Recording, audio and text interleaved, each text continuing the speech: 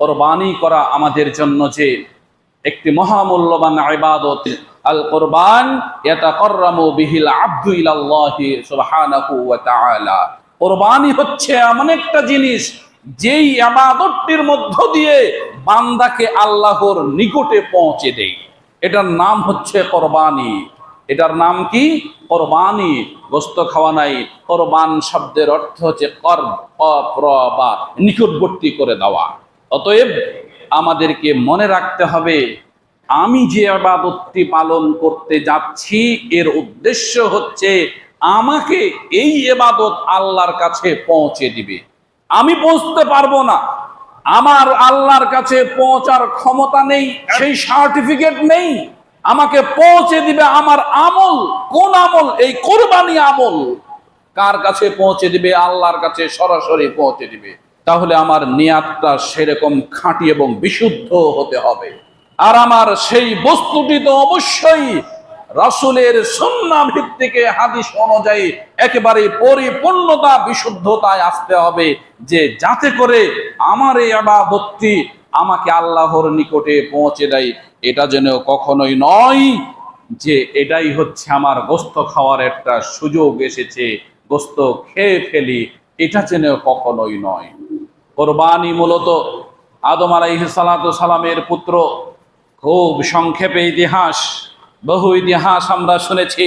কোরবানির ইতিহাস বর্ণনা করতে করতে আর ওয়াজ করতে করতে আর ওয়াজ শুনতে শুনতে চোখের পানি ফেলে দিয়েছি, কিন্তু পরিবর্তন আমরা আনতে পারিনি। অতএব ওই চোখের পানি ফেলে ওয়াজ শুনে কেঁদে কেঁদে দিন কাটালাম, পরিবর্তন কিছু আসলো না। ওই ওয়াজ শুনে আমাদের লাভও নেই। মনে রাখতে হবে, আদম আলাইহিস সালাতু সালামের পুত্র, দুই পুত্র কাবিল এবং হাবিল, সেই সময় থেকে কোরবানি চলে আসছে।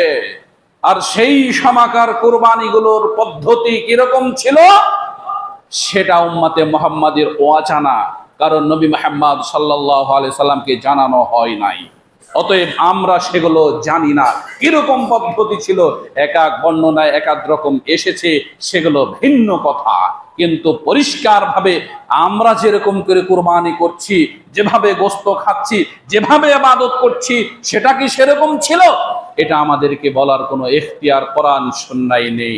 আমরা কোনটা বলবো? ইব্রাহিম আলাইহিস সালাতু সালামের পুত্র ইসমাইল আলাইহিস সালাতু সালামকে কোরবানি করতে যেই প্রস্তুতি গ্রহণ করা হয়েছিল, যেই পদ্ধতি গ্রহণ করা হয়েছিল, আজ বিশ্ব মুসলিম উম্মাহর উপরে সেই কোরবানি অবধারিত করে দেওয়া হয়েছে, যা নবী মুহাম্মদ সাল্লাল্লাহু আলাইহি সাল্লাম যেমন বলেছেন, তেমন আল্লাহ সুবহানাহু ওয়া তাআলা নিজেও বলেছেন মহাগ্রন্থ আল কোরআনে। আল্লাহ সুবহানাহু ওয়া তাআলা বলছেন, ওয়ালি কুল্লি উম্মাতিন জাআলনা মানসাকান লিয়াযকুরুসমাল্লাহ। আমি আল্লাহ প্রত্যেকটি উম্মতের জন্য কোরবানি আবশ্যক করে দিলাম, যাতে করে তারা সেই পশুটি জবাই করার সময় আমি আল্লাহর নাম উচ্চারণ করে বলে আল্লাহু আকবার, বিসমিল্লাহি আল্লাহু আকবার। আল্লাহর নামে আল্লাহর বড়ত্ব ঘোষণা করে আমি এই পশুটিকে কোরবানি করছি। যখন ইসমাইল আলাইহিস সালাতু সালামকে ইব্রাহিম আলাইহিস সালাতু সালাম কোরবানির জন্য নিয়ে গিয়েছিলেন, কত ইতিহাস আমরা জানি। ইতিহাস থেকে যেটা পাওয়া যায়, 13 বছরের সেই সন্তান বহু কান্নাকাটির পর তিনি পেয়েছিলেন, কেঁদেছিলেন কি বলে? রব্বি হাবলি মিনাস সালিহিন, রব্বি হাবলি মিনাস সালিহিন। বছরের পর বছর, নবী হওয়ার পরে বছরের পর বছর আল্লাহকে বলতেই আছে, আল্লাহ একটা আমাকে সৎ পুত পবিত্র সন্তান দান করো। সপ্তাহের পর সপ্তাহ নয়, মাসের পর মাস নয়, বছরের পর বছর তিনি আল্লাহকে কথা বলেছেন। অবশেষে আল্লাহ বলছেন, ফাবাশশারনাহু বিগুলামিন হালিম, তোমাকে আমি একটা স্বচ্ছ পুত্র সন্তানের সুসংবাদ দিচ্ছি। সংবাদ হলো, আবার শিশুকালে বলছে তুমি যাও তাকে মরুর প্রান্তরে রেখে চলে আসো, মরুর প্রান্তরে রেখে চলে আসো। সেই করুণ ইতিহাস আমরা শুনেছি, কেঁদেছি, বুঝেছি, কিন্তু আমলে পরিবর্তন আনতে পারেনি। যখন ফালাম্মা বালাগা মাহু সায়া, ফালাম্মা বালাগা মাহু সায়া, পিতার সাথে চলার উপযুক্ত হয়েছে, মানে এখন পিতার কাজে সে সহযোগিতা করতে পারে, পিতাকে কোনো কাজ করে দিতে পারে, এরকম উপযুক্ত হয়েছে, সাবালকত্বে পৌঁছেছে, 12-13 বছর বয়সে তিনি পৌঁছেছেন, তখন বলছেন ইন্নী আরা ফিল মানাম আন্নী আযবাহুকা ফানজুর মাযা তারা। হে আমার পুত্র ইসমাইল, শোনো, আমি স্বপ্নে দেখছি, ইন্নী আরা ফিল মানামি আন্নী আযবাহুকা, আমি তোমাকে আল্লাহর রাস্তায় কুরবানি করছি, তোমার মতামত ব্যক্ত করো। আল্লাহর কাছে চেয়েছিলেন কি? হাবলি মিনাস সলিহিন, আমাকে একটা সৎ সন্তান দান করো। ওই যে চাওয়ার ভিতরে কোনো ত্রুটি ছিল না। আমরা আজকে চাই আল্লাহ আমাকে একটা ছেলে দাও, আল্লাহ আমাকে একটা মেয়ে দাও, আল্লাহ আমাকে অমুক দাও, কিন্তু আমরা বলি না আল্লাহ আমাকে সৎ সন্তান দান করো, আমাকে একটা পুত পবিত্র সন্তান দান করো, আমাকে কল্যাণকর একটা বাড়ি দান করো, আমাকে বরকতময় অর্থ দান করো। আমাকে অর্থ দাও, টাকা দাও, কিন্তু বরকতময় এটা ভুলে যাই। ইব্রাহিম আলাইহিস সালাম সৎ সন্তান চেয়েছিলেন। এবার সন্তানকে 13 বছরের সন্তানের বয়স কতটুক, বুঝ কতটুক, বুদ্ধি কতটুক, আকীদা কতটুক, কি থাকতে পারে? অথচ বলছেন সাতাজিদুনি ইনশাআল্লাহ মা'আস সাবিরিন, আপনি যা স্বপ্নে দেখেছেন তা বাস্তবায়ন করে ফেলুন। আল্লাহ যদি চাই ইনশাআল্লাহ মা'আস সাবিরিন, আল্লাহ যদি চাই তাহলে আমি ইসমাইলকে আপনি ধৈর্যশীলদের মধ্যে অবশ্যই পাবেন। আমি অধৈর্য কখনোই হব না। এগুলো হচ্ছে সৎ সন্তানের মুখের বাণী। আজকের পৃথিবীর পিতাদেরকে এই কথা শিখতে হবে যে কোনো কিছু চাইতে হলে আল্লাহর কাছে ইব্রাহিম আলাইহিস সালামের মতো চাইতে হবে, তাহলে সন্তানদের মুখের বাণীটাও পিতার বুক শান্ত করে দেওয়ার মতো মুখের বাণী হবে, আর কর্কশ ভাষা হবে না। সন্তানদেরকে কথা শিখতে হবে। আমার পিতা যদি ভুল করেই থাকে তাহলে আমি কি এই কর্কশ ভাষা ব্যবহার করব? না, কখনোই নয়। এই কোরবানির শিক্ষা থেকে আমার মুখের ভাষা যেন ইসমাইল আলাইহিস সালামের মতো বের হয়। খুব সুন্দর করে আপনাকে কাঁদিয়ে, আপনার মনকে গলিয়ে, একেবারে মানুষকে মাতাল করে দিয়ে ওয়াজ করলাম, পরিবর্তন কি হলো? কিছুই হলো না। আপনি একটা দুটা শিক্ষা অর্জন করেন না কেন? আপনি নিজেকে পরিবর্তন করেন, নিজের পরিবারকে পরিবর্তন করেন, যুবকেরা নিজেদেরকে পরিবর্তন করুক। ইসমাইল আলাইহিস সালামের এই কথাকে ভাবুক যে 13 বছরের শিশু যদি এ কথা বলতে পারে আমার ভিতরে, তাহলে কি শিক্ষা আজ পর্যন্ত ঢুকলো? কোন শিক্ষাই তো তাহলে আমার ভিতরে নেই। আমি নিজেকে সভ্য বলি কি করে? আমি নিজেকে শিক্ষিত বলি কি করে? ইমানের কতটুক দৃঢ়তা!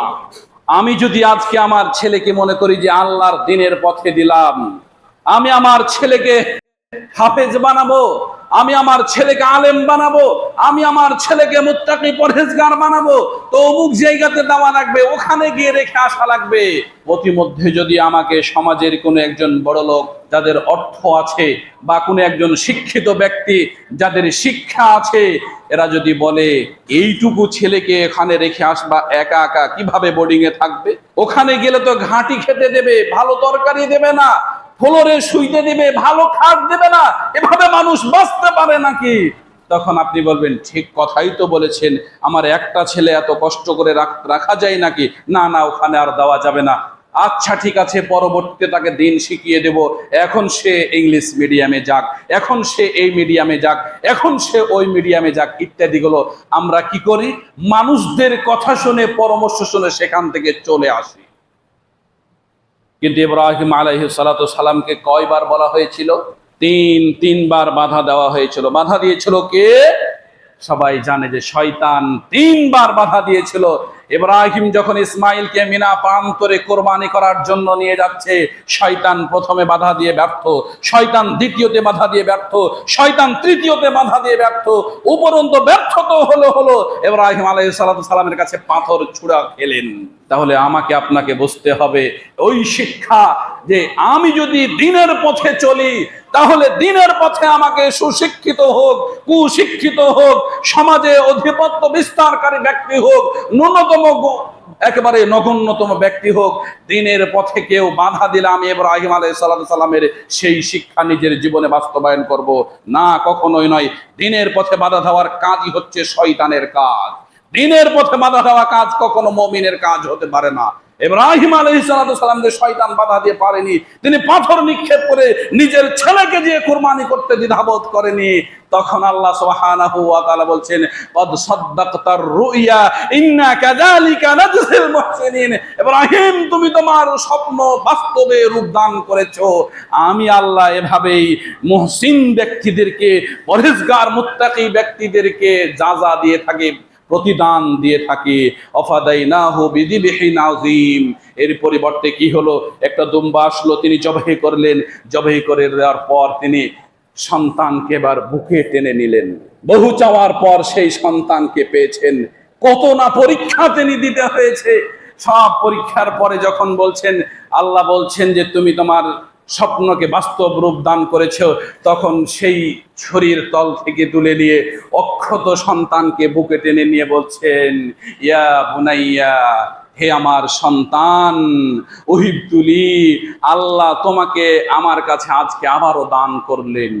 ভাষাটা দেখেন, আল্লাহ তোমাকে দান করেছে আমার কাছে, আজকে আমার কাছে দান করলে, হে আমার সন্তান।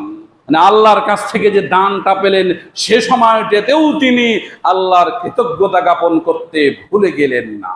তাই সংক্ষিপ্ত আলোচনায় এ কথাই বলতে চাই, কোরবানির উদ্দেশ্যই হচ্ছে আল্লাহর সান্নিধ্য হাসিল করা, আর সেটা হচ্ছে মুসলিম উম্মাহর পিতা ইব্রাহিম আলাইহিস সালামের সেই সন্তান ইসমাইল আলাইহিস সালামকে কোরবানি করার সুন্নাহ, যেটা আমাদের ভিতরে এখনোই আল্লাহ রেখেছেন, কিয়ামত পর্যন্ত থাকবে।